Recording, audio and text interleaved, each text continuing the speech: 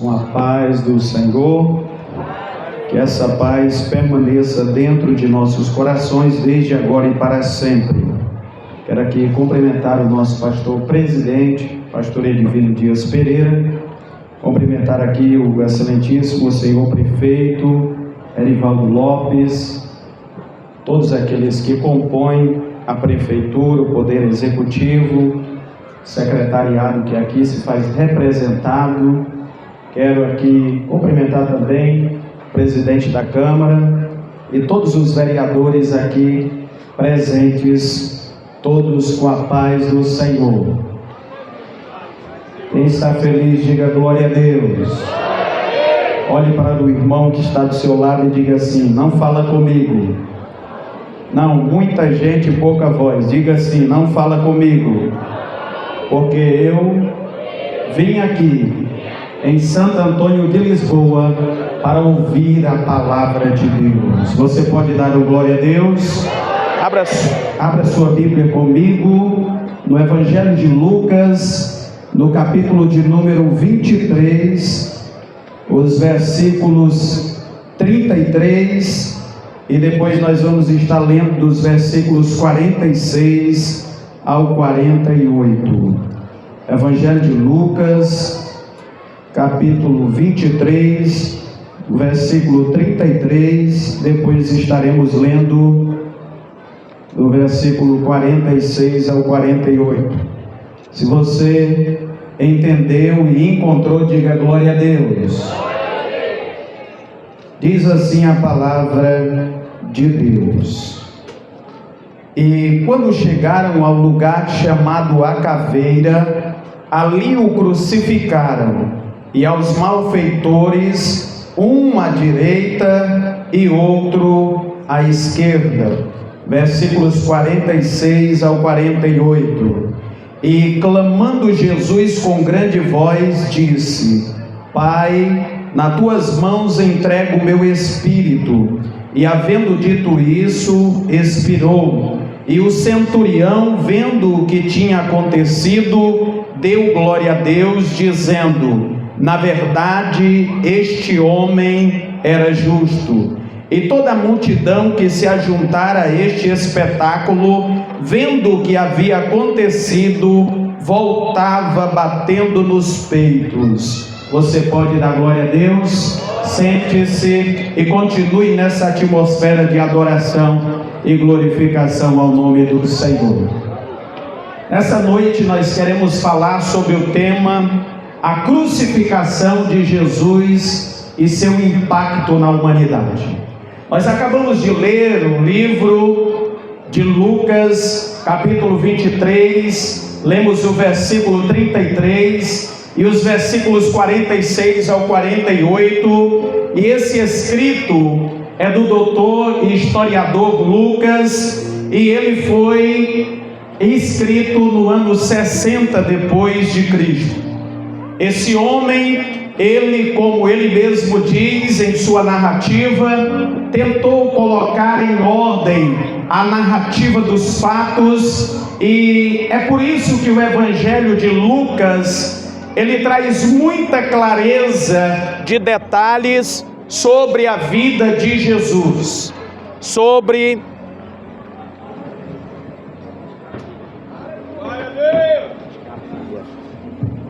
É por isso que o Evangelho de Lucas, ele traz clarezas e detalhes sobre a vida de Jesus e algumas particularidades de Jesus.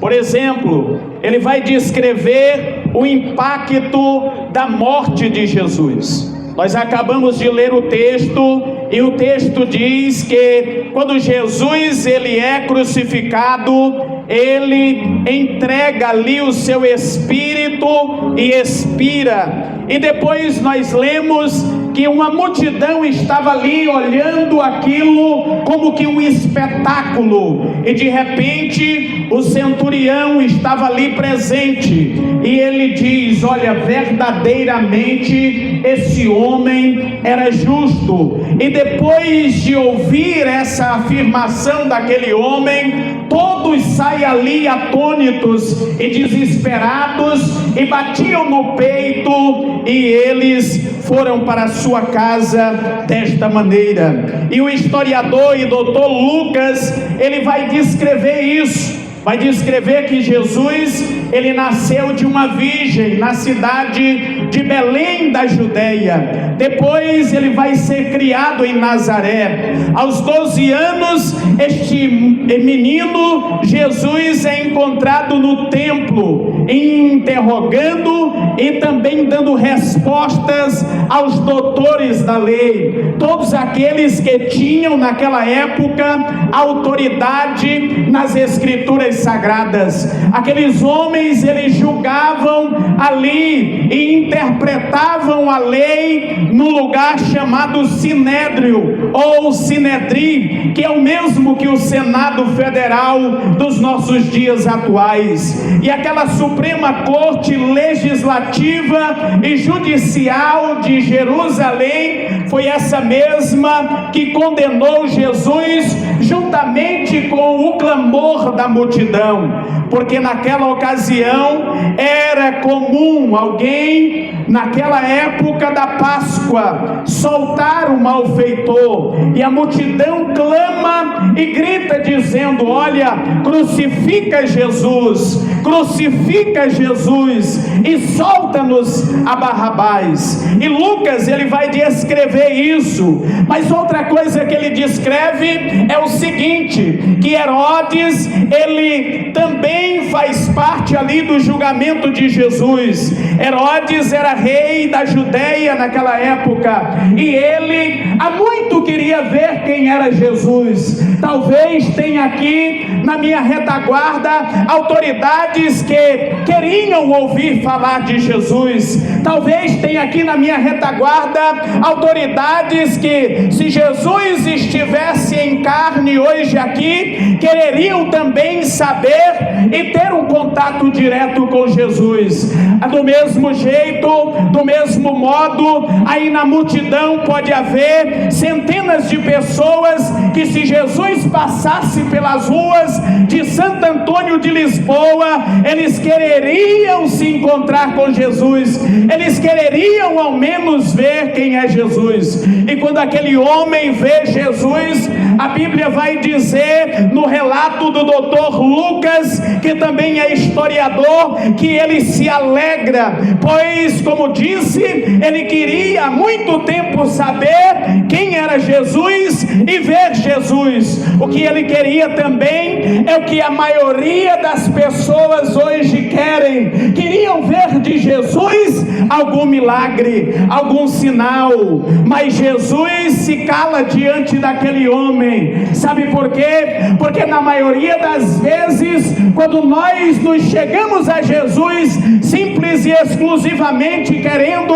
receber algo da sua parte, nós não estamos fazendo, nós não estamos executando aquilo que nós somos criados para fazer, que é entregar ao Senhor. E se há aqui hoje uma multidão que veio aqui para entregar o seu louvor, a sua adoração, a sua exaltação a Jesus, comece a glorificar, comece a adorar, comece a dizer que só Ele é digno de todo louvor. Você não está dentro de quatro paredes num templo, mas você está aqui tendo a oportunidade em praça pública de mostrar para uma multidão que está ouvindo a minha e a tua voz, que só Ele é Senhor, que só Ele é Rei, que só Ele é digno de todo louvor e de toda exaltação. Você pode dar glória a Deus?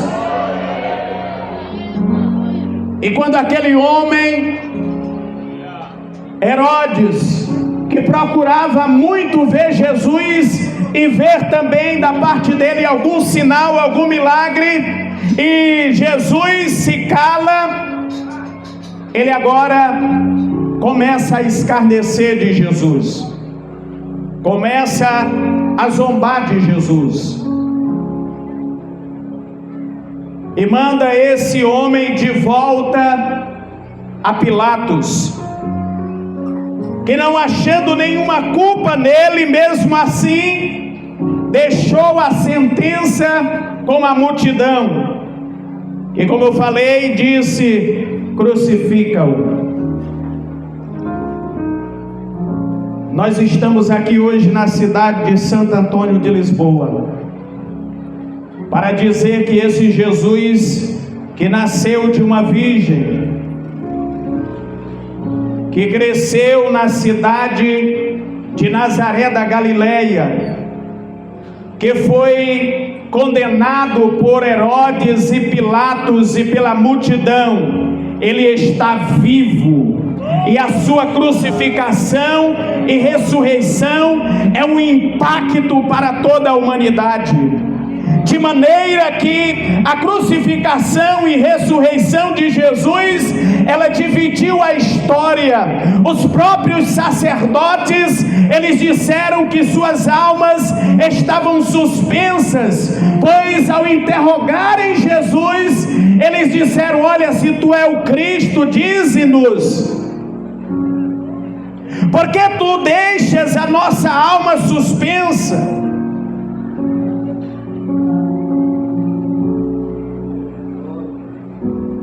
Mas nós vemos que Jesus, ele olha para aquele que o acusava e diz assim: tu o dizes. De maneira que depois da morte de Cristo, como eu disse, essa morte e essa ressurreição dividiu a história. Até mesmo aqueles que não creem em sua morte expiatória devem fazer agora referência a esse homem, porque nos seus escritos eles, ao falarem dos acontecimentos dos anais da história, eles começam a relatar dizendo: isso aconteceu antes ou depois de Cristo? E você pode dar glória a Deus? Sabe por quê? Em Colossenses capítulo 1, versículos 17 e 18, está escrito: e ele é antes de todas as coisas, e todas as coisas subsistem por ele, e ele é a cabeça do corpo da igreja, é o princípio, o primogênito dentre os mortos, para que em tudo ele tenha a preeminência. Você pode dar glória a Deus? Em Romanos 11:36 também está escrito: porque dele, por ele e para ele são todas as coisas, glória pois a ele eternamente. Amém.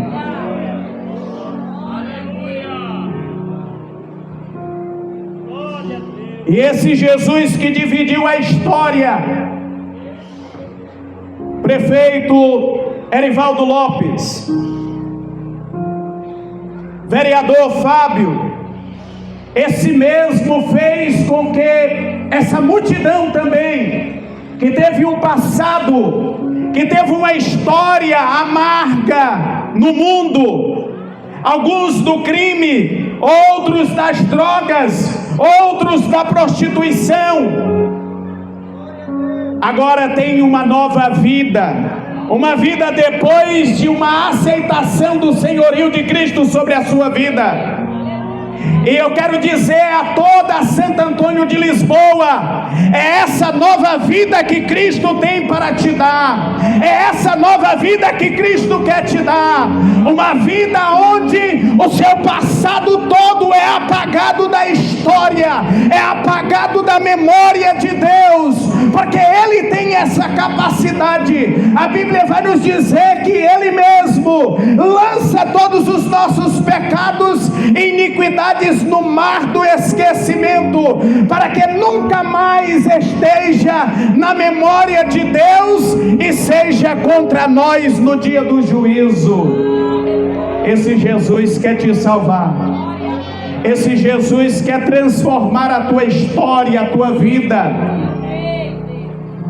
Ele disse que essa história também tem dificuldades e aflições, mas se nós tivermos bom ânimo, nós venceremos todas as situações, porque Ele por nós deixou decretada, estabelecida essa vitória. Agora, a crucificação e ressurreição de Jesus, como eu disse, ela trouxe sobre a humanidade, sobre a vida até mesmo daqueles que não creem, a obrigação de fazer menção do antes e depois desse acontecimento. Eu falei que esse Jesus também transformou a vida de muita gente que está aqui neste lugar. E é isso que eu quero dizer para você. A crucificação de Jesus, ela trouxe um novo viver. Sabe por quê? Porque nós entendemos que não somos salvos por obras de justiça, mas porque somos salvos, por isso praticamos obras justas, obras que glorificam a Deus, obras que exaltam o nome de Deus, obras que faz com que agora todos olhem para nós e vejam os frutos de Deus, o fruto que evidencia um arrependimento verdadeiro, um arrependimento sincero, um arrependimento e uma transformação que só Jesus pode trazer sobre a vida do ser humano.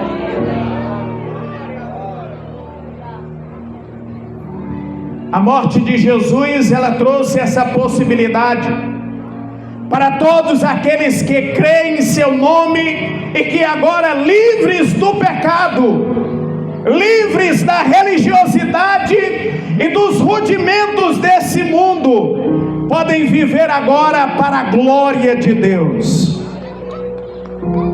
Esse povo que está aí embaixo,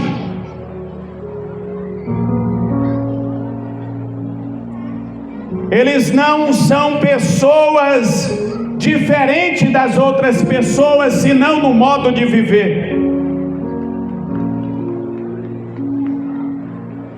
Essas pessoas todos os dias se encontram com a oportunidade de fazer o que é errado também, mas o novo viver que eles decidiram viver através da libertação de Cristo Jesus fazem com que agora eles possam optar, desejar, ansiar por aquilo que é justo, aquilo que é santo, aquilo que agrada a Deus.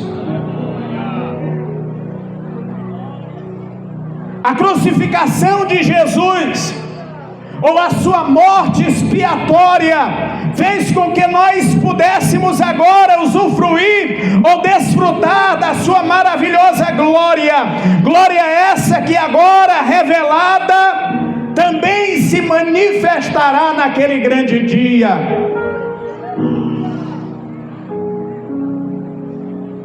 Porque eu quero dizer para todos aqueles que estão aqui na minha retaguarda, autoridades e também aí embaixo, que quando Jesus ele morre, ele faz com que nós agora possamos entrar em um processo. Quando Jesus Cristo ele morre, ele dá-nos a oportunidade agora de justificação. Justificação essa que só é alcançada através do reconhecimento desse sacrifício. Justificação essa que é um ato de Deus para com o homem. E aqui nós entendemos o processo da salvação. A justificação ela é um ato de Deus para com o homem. Ou seja, a parte de Deus já foi executada ali na cruz através do sacrifício do seu Filho. E agora Ele exige de nós, dentro desse processo de salvação, a santificação. Agora eu quero dizer para os senhores que a santificação ela é um processo e é um ato do homem para com Deus. É quando o homem decide se resguardar, se reservar, se preservar das imundícias do mundo e agora decide viver uma vida piedosa. E ao contrário do que alguns pensam, ser cristão não é glamour, ser cristão não é ter status social, ser cristão é adentrar dentro de um processo dolorido, um processo sofrido, porque o próprio Jesus disse: eu vos envio como ovelhas diante de lobos. O próprio Jesus, ele disse: no mundo vocês terão aflições, mas tem de bom ânimo, como eu já falei aqui.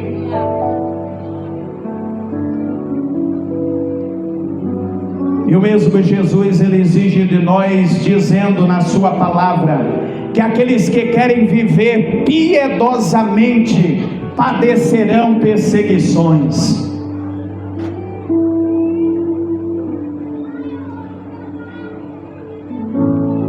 E a crucificação de Jesus trouxe esse novo viver.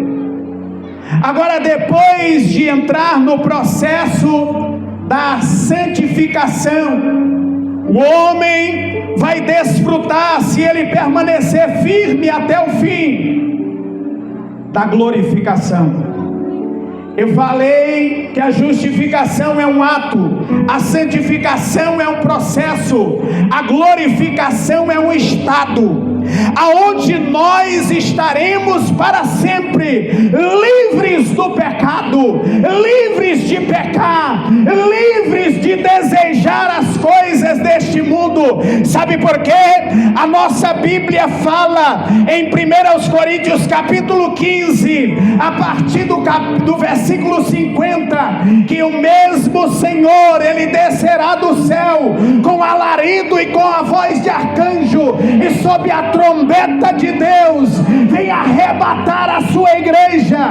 É este Jesus que vai nos fazer encontrar com ele nos céus, e nós estaremos para sempre com ele. Você pode dar glória a Deus? A Bíblia ainda fala em Efésios 4, 22 ao 24, que quanto ao trato passado, a palavra de Deus para todo homem é: despojai-vos do velho homem, que se corrompe pelas paixões do engano, e se renove no espírito da mente, para que assim revestai-vos do novo homem, que segundo Deus é criado em verdadeira justiça e santidade. É isso que Deus, ele exige de todo ser humano. O homem mais sábio da terra, Salomão, escreveu em Eclesiastes capítulo 12, versículos 13 e 14: de tudo que se tem ouvido, o fim é: teme a Deus. Temer é reverenciar, temer é respeitar, e guarde os seus mandamentos, porque esse não é o dever somente dos crentes, esse é o dever de todo homem, porque Deus há de trazer a juízo todas as obras e até mesmo aquilo que está encoberto, quer sejam boas, quer sejam más, para dar o pagamento a cada um conforme a obra que ele tiver realizado. Se você entendeu, diga glória a Deus. E por último, a crucificação, ela trouxe salvação. A crucificação de Jesus, além de ser a grande prova do amor de Deus para conosco, que Ele nos ama, que Ele nos amou, mesmo quando ainda não conhecíamos, quando ainda éramos pecadores, quando ainda éramos desobedientes à sua palavra.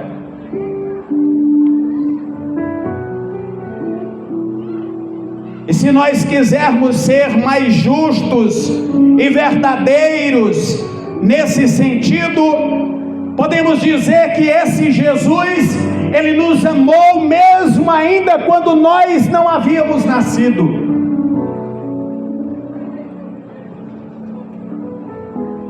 E veja só quantos anos já se passaram, e nós estamos aqui vivos. Quantas turbulências, quantos enfrentamentos. Nós tivemos aí a Covid-19, que no seu momento mais elevado ceifou a vida de muitas pessoas, pessoas distantes de nós, pessoas próximas de nós, mas Deus nos deu a oportunidade de estarmos aqui vivos. E neste culto ao ar livre em Santo Antônio de Lisboa, podendo dizer que só Ele é digno de adoração, e que nós agora temos a oportunidade, e se você quiser, pode hoje decidir por Cristo e viver única e exclusivamente para Ele. Olha, na Bíblia também tem autoridades que serviram a Jesus. Algumas serviram em segredo, porque não poderiam revelar a sua fé. Mas outras, que eram mais ousadas, decidiram-se por seguir a Cristo publicamente.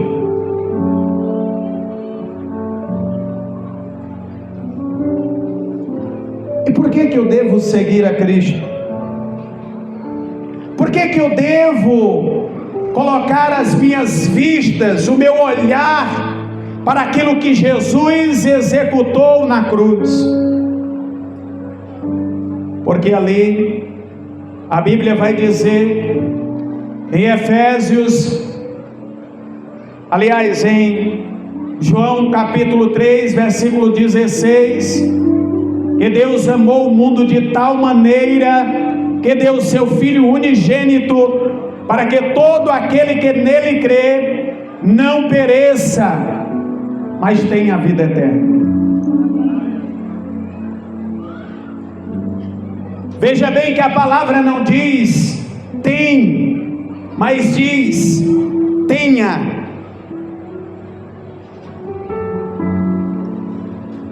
Porque é nós que decidimos